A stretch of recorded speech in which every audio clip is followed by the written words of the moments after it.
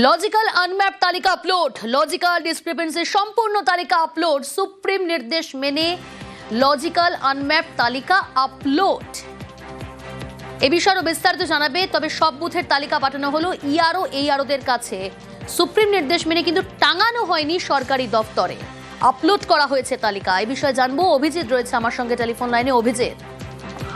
প্রিয়াঙ্কা, অবশেষে বলা যেতে পারে সকাল থেকে যে দোলাচল চলছিল সেই দোলাচলের অনেকটাই জবনিকা পাচ্ছিল। সুপ্রিম কোর্টের নির্দেশ মেনে অবশেষে ৮০,৬৮১টা বুথ, রাজ্যের ৮০,৬৮১টা বুথেই লজিক্যাল ডিসক্রিপেন্সি এবং আনম্যাপড ভোটার তালিকা সেটা প্রকাশ করা হলো। তাতে যেটা প্রমাণ করা হচ্ছে যে রাজ্যের সমস্ত বুথেই লজিক্যাল ডিসক্রিপেন্সি এবং আনম্যাপড ভোটার রয়েছে, এবং সেই ৮০,৬৮১টা বুথেই এই আনম্যাপড ভোটার এবং লজিক্যাল ডিসক্রিপেন্সি ভোটার তালিকা টানানো হলো। মোট ১,৫১,৫১ লোকের নাম, ভোটারের নাম আপলোড করে দেওয়া হয়েছে লজিক্যাল ডিসক্রিপেন্সি এবং আনম্যাপ মিলিয়ে। আমরা সন্ধ্যাতেই জানিয়েছিলাম যে যেভাবে ১,২০,০০০-এর মতন ভোটারের তালিকা রয়েছে এই লজিক্যাল ডিসক্রিপেন্সি, এবং আনম্যাপ ভোটার রয়েছে প্রায় ৩১ লক্ষ, আনম্যাপ রয়েছে ৩১ লক্ষ ব্যক্তির নাম, এবং এই প্রত্যেকের তালিকাভুক্ত করা হয়েছে। এবং এই ১,৫১,৫১ মানুষের নামের তালিকা, ৮০,০০০-এর ওপরে যে বুথ রয়েছে রাজ্যে, সেই 80,000-এর ওপরে বুথ, 80,681টা বুথেই এই বুথের এই তালিকা প্রকাশ করা হয়েছে। এবং এখন দেখার বিষয় যে সুপ্রিম কোর্টের নির্দেশ মেনে কিন্তু গ্রাম পঞ্চায়েত অফিসগুলো, ব্লক অফিসগুলো বা পুরসভার ক্ষেত্রে ওয়ার্ড অফিসে সেগুলো এখনো কোথাও টানানো হয়নি, শুধুমাত্র ওয়েবসাইটে আপলোড করা হয়েছে। এবং পাশাপাশি রাজ্য নির্বাচন, আমাদের এখানে নির্বাচন কমিশনকে এই গোটা বিষয়টাই এই তালিকা পাঠানো হয়েছে। প্রিয়াঙ্কা। বেশ অভিজিৎ।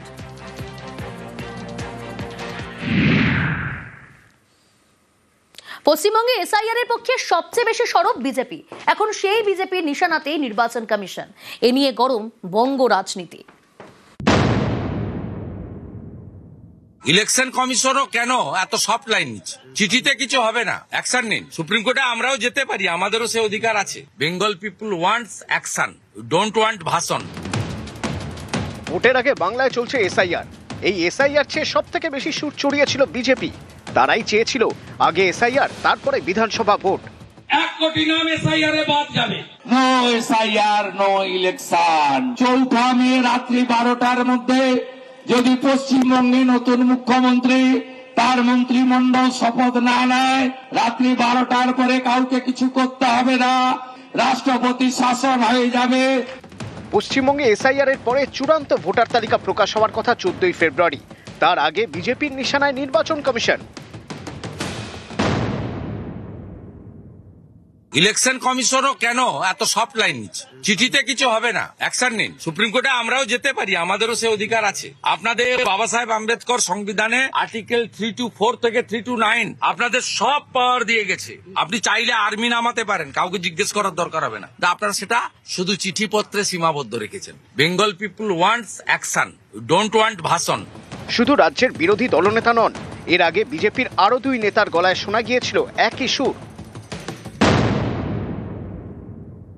বিএলওদের আজকের এই অবস্থা যদি হয়, তার জন্য তারা যে পরিস্থিতির শিকার হচ্ছে তার দায়িত্ব কিন্তু নির্বাচন কমিশনকে নিতে হবে। নির্বাচন কমিশন দিল্লিতে জ্ঞানেশ কুমার বসে থাকবেন, উনি জ্ঞানগর্ভ 2-3টে স্টেটমেন্ট দেবেন, আর পশ্চিমবঙ্গের স্থিতি অন্যরকম হবে, এটা হতে পারে না। জ্ঞানেশ কুমারকে আসতে হবে, কি অবস্থায় বিএলওরা আছে তার দেখতে হবে, 2জন প্রতিনিধি পাঠালে চলবে না। ইলেকশন কমিশনার যদি মনে করেন দিল্লিতে বসে থেকেই আর 2-একটা ডেপুটেশন নিয়েই তিনি ওখান থেকে স্যাটেলাইটের মধ্যে দিয়ে পশ্চিমবঙ্গের এই প্রক্রিয়াটাকে কন্ট্রোল করতে পারবেন, ভুল করছেন। নির্বাচন কমিশন আরো অ্যাক্টিভ হওয়ার দরকার আছে।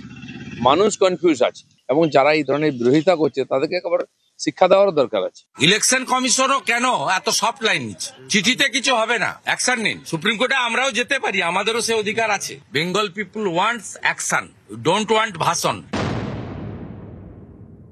বিজেপি এ রাজ্যের গণশত্রু হিসেবে চিহ্নিত, বাংলার শত্রু হিসেবে চিহ্নিত। কখনো বাংলার টাকা বন্ধ করে, কখনো এরা এজেন্সির উপর ডিপেন্ড করে, সিবিআইডি। এখন নির্বাচন কমিশনের উপর ঘাড়ে ভর করেছিল। যতদিন যাচ্ছে বুঝতে পারছে বাংলার মানুষ জেগে উঠেছেন, এই কারচুপিটাও কার্যকর হচ্ছে না। তার থেকেই এই সমস্ত হতাশা আসছে, তার থেকেই এই সমস্ত কথাবার্তা আসছে। নিউজ 18 বাংলা। মহারাষ্ট্রের জেলা পরিষদ ভোটের বিজেপি প্রার্থী আর তার নাম বীরভূমে ভোটার লিস্টে। ভোটার তালিকায় কারচুপির অভিযোগে সরব তৃণমূল। আজকে মহারাষ্ট্রে হারিয়েছে কি করে ওরা ধরতে পারেনি, আজকে দিল্লিতে হারিয়েছে কি করে ওরা ধরতে পারেনি, ওরা বাংলাতেও শুরু করেছে। এখানে ওদের অনেক লোক পাঠিয়েছে, ডেটা অপারেটরদের কাছে কাছে গিয়ে ফিল্ড সার্ভে করেনি, বাংলার লোক যাতে ভোট দিতে না পারে একই এপিক কার্ডে বাইরের লোকের নাম তুলেছে, তার ভোটটা বাইরে থেকে এসে সে দিয়ে দেবে।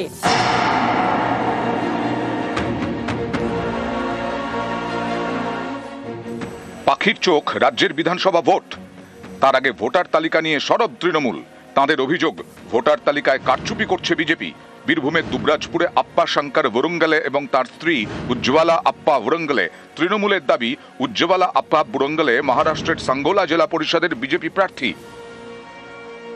এ রাজ্যে ভোটার তালিকাতেও তার নাম রয়েছে বীরভূমের দুবরাজপুরের ভোটার লিস্টে। সম্প্রতি বীরভূমে এসআইআর ফর্মও ফিল আপ করেছেন।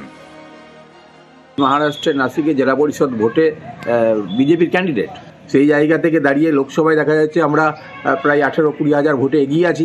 হ্যাঁ, সেই জায়গা থেকে ওনারা ভীত হয়ে এই ধরনের চেষ্টা চালাচ্ছেন।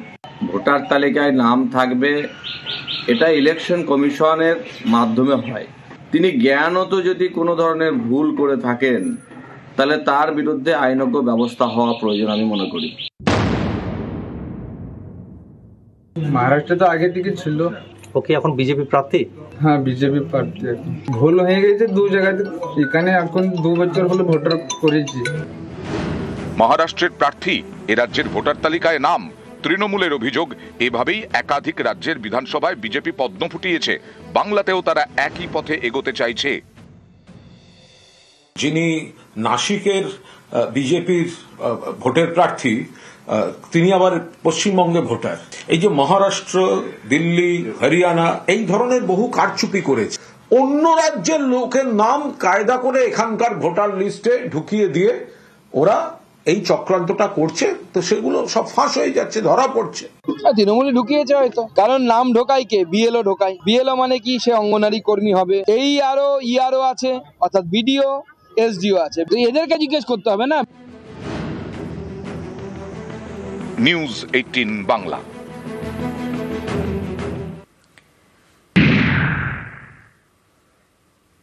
বিজেপি নেতাকে পুড়িয়ে মারার চেষ্টার অভিযোগ। ওন্দায় বিজেপি নেতার বাড়িতে যান শুভেন্দু অধিকারী। গত 21শে জানুয়ারি এই ঘটনা ঘটে, যেখানে বিজেপি নেতাকে পুড়িয়ে মারার চেষ্টার অভিযোগ। আর সেই বিজেপি নেতার বাড়িতে ওন্দায় পৌঁছলেন শুভেন্দু অধিকারী। সিবিআই দাবি বিজেপি নেতার পরিবারকে সাহায্যের আশ্বাস শুভেন্দুর। ঘটনাস্থল থেকে নমুনা সংগ্রহ ফরেনসিকে। আপনার ছেলে কি কোনো রাজনৈতিক দল করে? হ্যাঁ। কি করে? বিজেপি। তাহলে কারা লাগালো বলে মনে হয়? কারা লাগালো সেটা কি করে? পুলিশ এসেছিল? হ্যাঁ। তো আতঙ্কে আছি, একবার দেখি তো ইয়া হয়ে গেছি। কিন্তু ফরেনসিক দল এসেছিল, কত রাস্তা রাখছে? তারাও কিছু রাখেনি। আমরা এখন সঠিক বিচার চাই আর সিবিআই তদন্ত চাই। সিবিআই তদন্ত যে করেছে যেমন তার কঠোর শাস্তি পাওয়া যায়। বাঁকুড়ায় ওন্দায় মিছিল সভা করলেন শুভেন্দু অধিকারী। এ ঘটনার প্রতিবাদে বিজেপি নেতাকে পুড়িয়ে মারার চেষ্টা, তারই প্রতিবাদে ওন্দায় শুভেন্দু অধিকারী মিছিল এবং সভা করেন।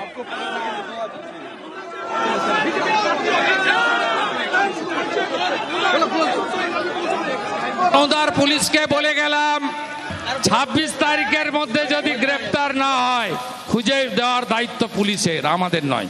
তাহলে 27 তারিখ তাপসকে নিয়ে গঙ্গার ওপারে যাব। যেমন অসুখ তেমন ওষুধ, কোথায় ভিটামিন দিতে হয় আর কোথায় অ্যান্টিবায়োটিক দিতে হয় আপনাদের ভূমিপুত্র শুভেন্দু অধিকারী সেটা জানে।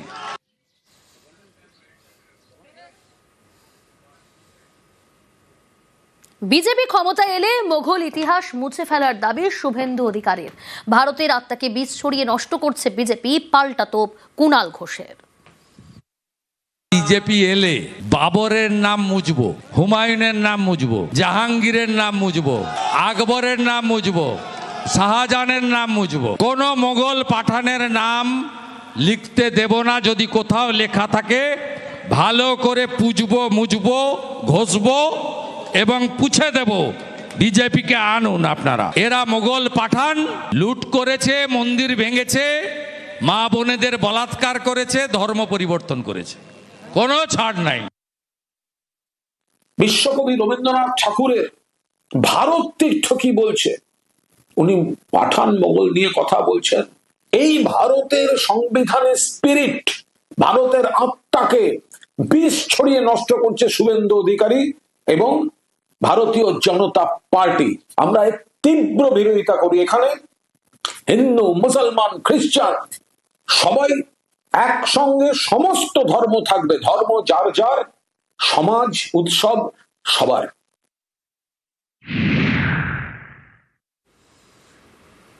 আসি পরের খবরে। এসআইআর এর শুনানি নোটিশ দিতে বেরিয়ে আক্রান্ত বিএলও। কোচবিহারের দিনহাটায় চাঞ্চল্যকর অভিযোগ। বীরভূম এবং উত্তর দিনাজপুরে আর এক ছবি। এই দুই জেলায় এসআইআর এর চাপে 2 বিএলও অসুস্থ হয়ে পড়েছেন বলে অভিযোগ।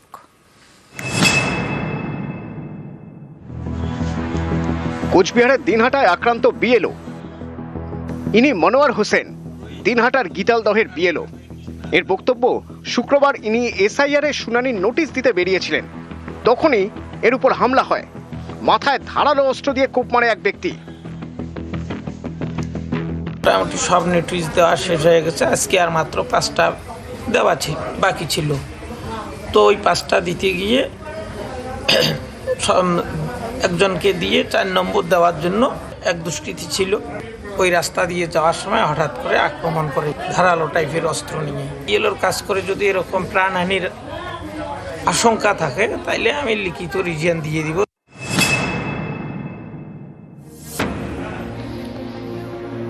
বীরভূমের সাঁইথিয়ার বাসিন্দা মোহাম্মদ শামসুল হুদা, ফুলুরের 161 নম্বর বুথের বিএলও, শুক্রবার বাড়িতেই মাথা ঘুরে পড়ে যান বলে দাবি। বিএলওর বক্তব্য, এসআইআর এর কাজের চাপেই তিনি অসুস্থ। নোটিশ দেওয়া এবং তাদের পেপারস নেওয়া এবং তাদেরকে হিয়ারিংয়ে ডাকা, হিয়ারিংয়ে নিয়ে যাওয়া আমার পক্ষে প্রচুর প্রেশার হয়ে গেছে। আমি আর পারছি না, রাত জায়গায় এবং খাওয়াটা ঠিক মতো হচ্ছিল না এবং প্রচুর প্রেশার, কাজের প্রেশার, এত প্রেশার যে আমরা নিতে পারছি না। মানসিকভাবে একদম বিধ্বস্ত হয়ে পড়েছিলাম।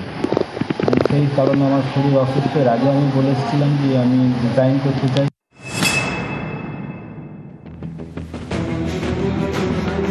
উত্তর দিনাজপুরের ইসলামপুর, এখানকার চোপড়ায় এসআইআর এর কাজের চাপে বিএলও অসুস্থ হয়ে পড়েছেন বলে অভিযোগ। এসআইআর সংক্রান্ত যে চাপ, তার জন্য আমি মেন্টালি ডিপ্রেসড হয়ে যাই।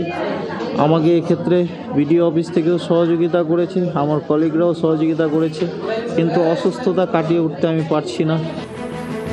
নিউজ 18 বাংলা।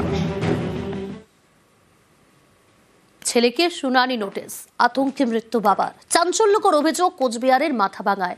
শুনানি হয়রানির অভিযোগ চন্দ্রকোনা এবং খড়দায়। হয়রানির অভিযোগে শনিবার বর্ধমানে বিক্ষোভ।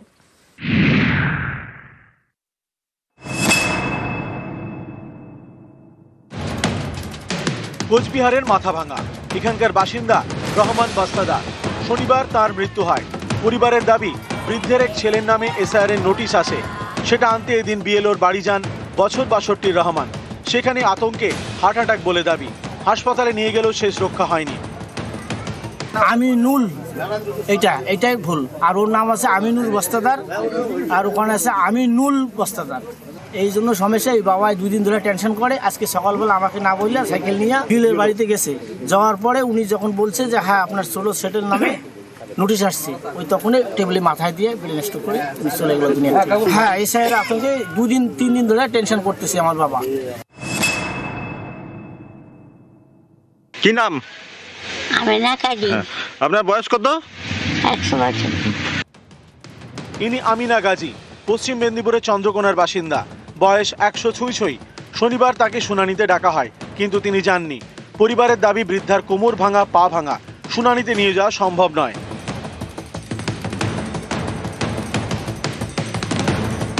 এনার কোমর ভাঙা, পা ভাঙা, এনাকে নিয়ে কি করে আমি হিয়ারিংয়ে যাব, তাই প্রশাসনের কাছে আমার আবেদন যে এনার বাড়িতে এসে হিয়ারিংটা করে যান।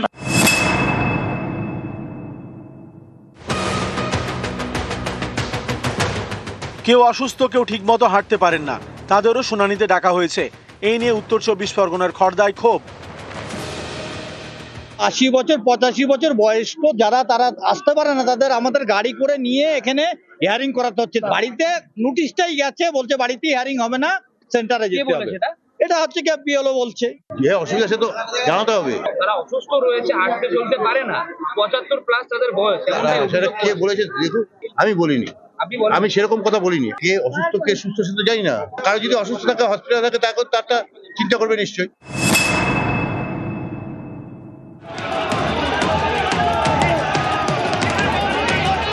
এসআইআর এর নামে হয়রানি, এই অভিযোগে শনিবার বর্ধমান স্টেশনে বিক্ষোভ দেখানো হয়।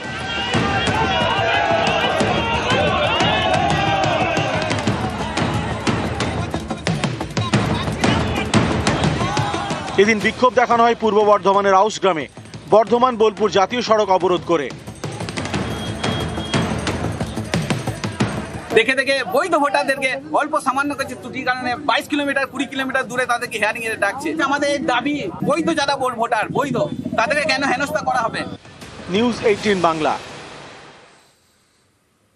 শিউরে ওঠার মতো ঘটনা, স্ত্রীকে কুপিয়ে খুন, তারপর রক্তমাখা দা নিয়ে হেঁটে শটান পুলিশের সামনে। হারিম করা এই ঘটনা জলপাইগুড়ির ধূপগুড়ির।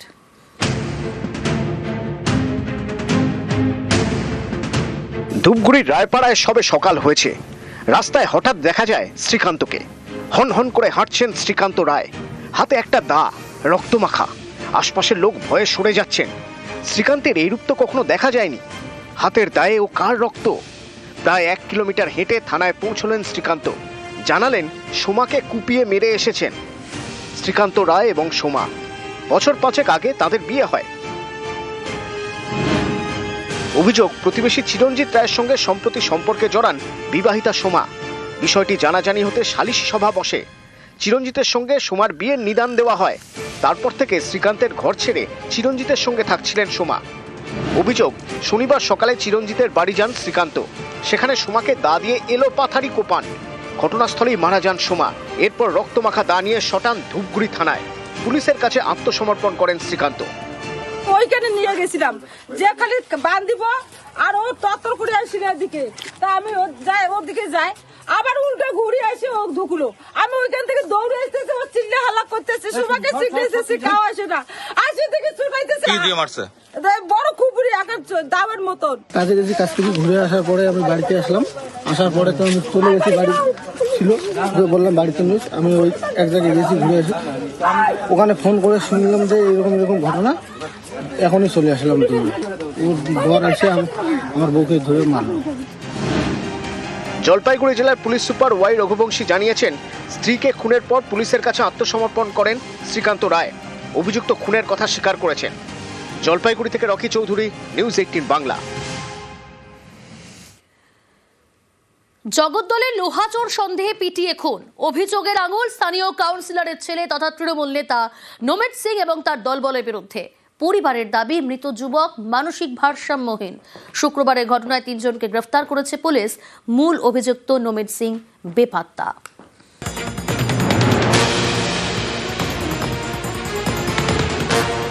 উত্তর 24 পরগনার জগদ্দলের মেঘনা মোড়। শুক্রবার রাতে এখানেই ইসাক আহমেদ নামে এক যুবককে পিটিয়ে খুন। লোহাচোর সন্দেহে পিটিয়ে খুন করা হয় বলে অভিযোগ। ইসাক আহমেদের বাড়ি ইছাপুরের গারুলিয়ায়। পরিবারের দাবি, ইসাক মানসিক ভারসাম্যহীন। শুক্রবার রাতে গিয়েছিলেন মেঘনা মোড়ে, সেখানেই তাকে পিটিয়ে খুন করা হয় বলে অভিযোগ।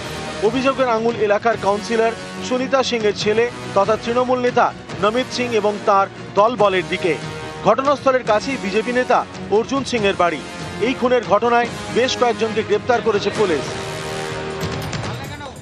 भाई दोनों भाई सब वहीं पे है। लड़का कैसा? पास में जान रहे ना, यहाँ का जितना लड़का सब अच्छा है। सजा तो होना चाहिए ना।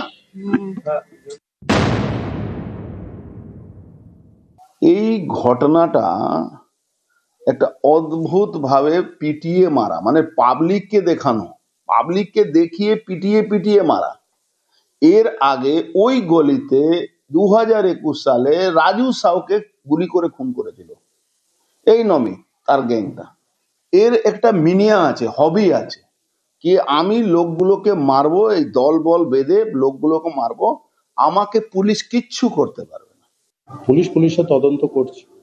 গারুলিয়ার ছেলে এখানে এলো কি করে, কার কাছে থাকতো, হঠাৎ এরকম একটা অপ্রিয় ঘটনা কি করে হলো, ছেলেটা মেন্টালি একটু ডিস্টার্ব, তার মানে এটা নয় যে তাকে কেউ পিটিয়ে মেরে দেবে। অর্জুন দিনে দুপুরে সবসময় নমিতের ভূত দেখে, যেহেতু আজকের দিনে নমিত ওখানে আছে, মানুষ ওর সাথে আছে, সবাইকে নিয়ে চলে, সবাইকে সম্মান দিয়ে চলে, এলাকায় ডেভেলপমেন্ট করছে, তাই নমিতকে নিয়ে জেল আছে। জগদ্দল থেকে অরুণ ঘোষ, নিউজ 18 বাংলা।